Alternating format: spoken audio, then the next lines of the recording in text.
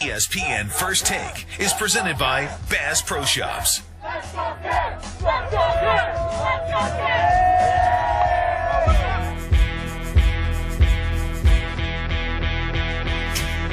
say you made it, I can gauge if you did it. You doing something right when Stephen A is your critic. And Skip Bayless going crazy as his opposition. They pulling up your statistics, now they got the world's attention. They just want to see, can your name be carried as a champion? Hey, Carrie Champion, I know a bad game gon' give me a bad name on the show for a day, but I love this game. See, I don't fear that, I play with my heart. You can find me where the cheers at, pointing to the 300s where the beers at, where I used to sit with the United Center where the Bears had. I don't fear that. Let's talk sports, it's that everyday barbershop conversation. They just break the ice with the statements. They talking numbers and character. We don't care about no carrot diamond or haircut unless it's your high top. Catch me with 3 stripes laced on my feet, right? Shooting corner threes and catching lobs. Jumped out from seat height. I'm going for the win. Yeah, it's only for the win. Don't worry about my craft if you bleach your skin. This is First Take for breakdowns of any play, any player, any team, anytime, any day. This is First Take, breakdowns of any play, any player, any team, anytime, any day. I don't believe this game is going overtime. I'd say Cleveland 99, Golden State 91. Final score here at Game 3. The Cavaliers 96, the Warriors 91. First Take, every word great. Direct and produce verse, check out that word play.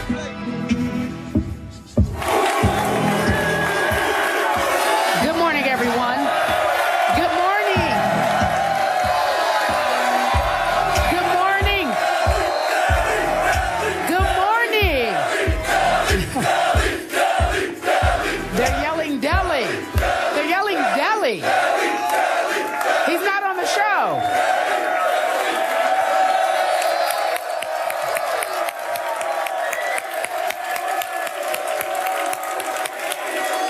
Good morning, Cleveland. You deserve this celebration. They know it.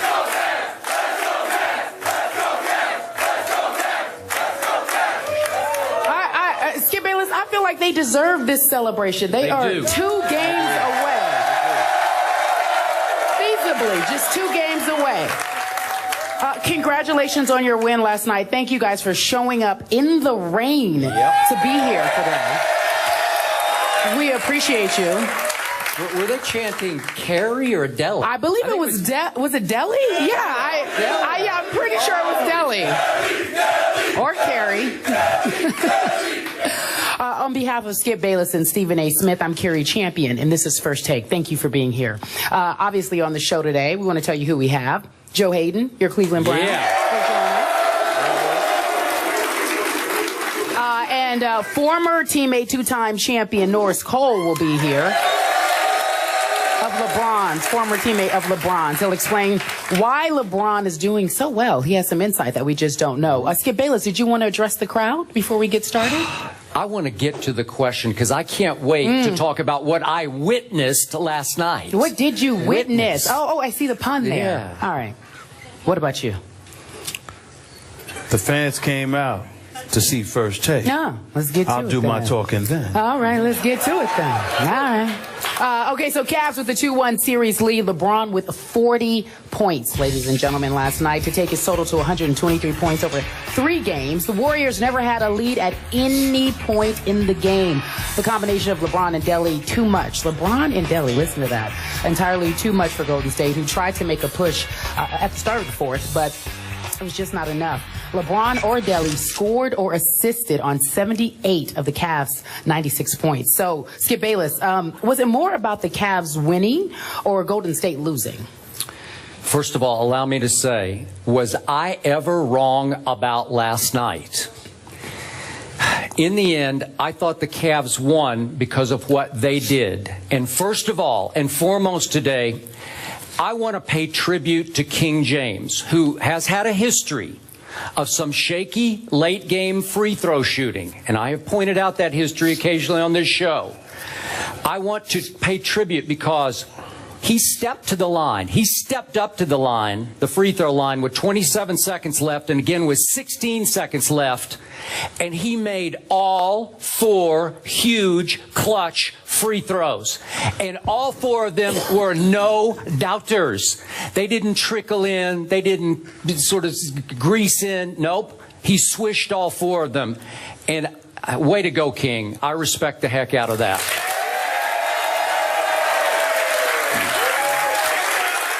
But obviously, the King was greatly aided once again by that little man named Delly.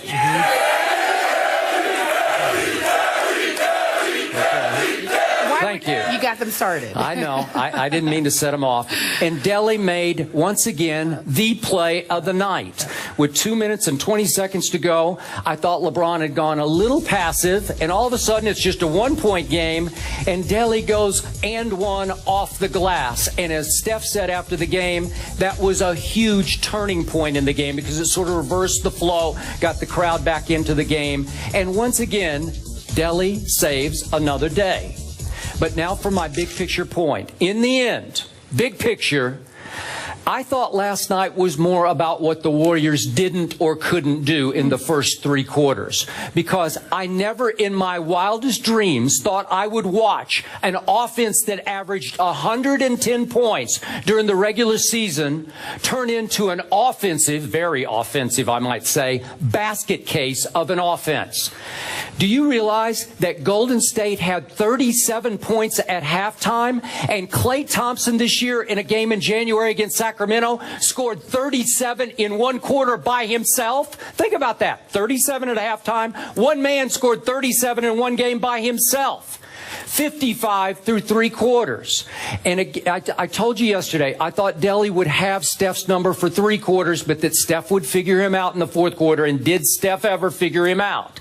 But it was too little too late, because I thought Steph's 3 killer late turnovers ended up taking Golden State out of their rally. So in the end, I pay tribute to LeBron and obviously to Dellavedova. But Stephen A., big picture, I thought it was more about what the Warriors could not do. Well, definitely it has something to do with what the Warriors couldn't do, but I think it's more importantly what they're not doing. And need I remind you, not to toot my own horn, but you looked at me like I was a psychopath when I told you that the Warriors would be held to 91 points. I believe that was the exact number I picked. He did. That's what they scored last night. You actually gave them too much credit. 91 points. Well, you were talking about they're going to be held to 91 points. But how lucky were they? And that's what happened. Steph Curry makes, what, 5 threes in the 4th quarter to get him to 91? Well, the final score is the final score. I didn't tell you how it was going to happen. I just told you what was going to happen. You are a genius. Yeah, well, I admit it on TV. You are a genius. You shouldn't sit there and say, don't call me a genius. Stephen Naismith will do just fine. That's fine. But here's the deal. In all seriousness. It ain't over yet. Well, I talked about 1 game. That's all. But in all seriousness, let's look at this and analyze it for what it is. LeBron James is absolutely terrific for the most part. 40, 12, and 8 is what it is. Delly was absolutely sensational for those first 3 quarters in terms of how he pestered Steph Curry, and he deserves a lot of credit. I'm not going to give him as much credit as you did for that 3-point play, because, good Lord, luck did play a significant role. Really? You're just, I don't know about that. He lost control of the ball, threw it up there. So you didn't think he was calling glass on the play? I thought he shot it off the backboard. I thought it was basketball's equivalent of a Hail Murray. That's what I thought. Really? Okay. Are you guys accepting that from him? I don't think so. I didn't think so. I know this much. Y'all better not join in with him interrupting me during my time of talking. I let you speak. You are a genius. That's enough for one day. The reality is that I thought that particular shot was lucky. But for the most part, he played a very effective game, and he deserves a lot of credit for that. Here's where things get very, very interesting for me, Skip. I'm looking at the Golden State Warriors, and for 3 quarters, I couldn't tell whether Steph Curry was disinterested or flat out petrified. I could not believe what I was watching. I could not believe that there was such an absence of aggression. And I was shocked. I was just stunned. I started tweeting about it. I cannot believe what I'm watching. And then he came alive before. I said, okay, now this is the Steph Curry that I know. At least somebody who is in attack mode. I know that Tim Legler went on SportsCenter and said that, opportunities were created for Steph Curry. He didn't take advantage of them. Skip, listen, Steve Kerr, Alvin Gentry, and all of these boys know far more basketball than me.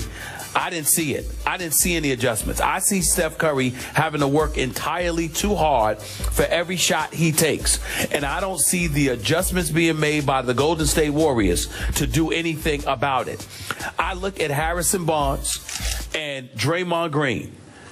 Combined, 2 starters on your front line, 2 for 18. Very John Starks-like. Wait, did for crying Harrison out Barnes loud. play last night? Let me tell you right now. On the floor? Harrison Barnes is a talent. We like him. I'm only talking about last night's performance. Yep. He should be ashamed of himself. He should be. That he's too talented to go 0 for 8. Yeah. That's just embarrassing. And Draymond Green, who's one of my favorites, I believe in him. And even though I don't think he's a max player, I think he's a quality player. You know how much I love my man Tom Izzo. He's the best in college basketball. He's one of the best in college basketball. He's my favorite. Yep. And this man played for him. I am a Draymond Green fan. I'm going to look Draymond Green in the camera and I'm going to pose a challenge to him right now. My brother, you are costing yourself money with each passing game because nobody is going to give him the money he's coveting in the offseason but Golden State. And with each passing game, he is showing that David Lee should be the one in the starting lineup instead of him, or they should be playing together because Bogut gives you nothing offensively. Bogut gives you something defensively, rim protector, etc. But offensively, he is as bogus as it gets. It's just that simple. So now here we are with all of that. And I'm looking at this, and I'm shocked that we're in this position, not in terms of the 2-1 deficit, but how we've gotten to this point. LeBron James, with a sidekick known as Matthew Dellavedova, is beating the best team in basketball all year long. And Thursday night's Game 4 is Game 7 for the Golden State Warriors. They don't win tomorrow night. There is no way they are winning this series. This is what it's about right here. It's just that simple. It's just that simple.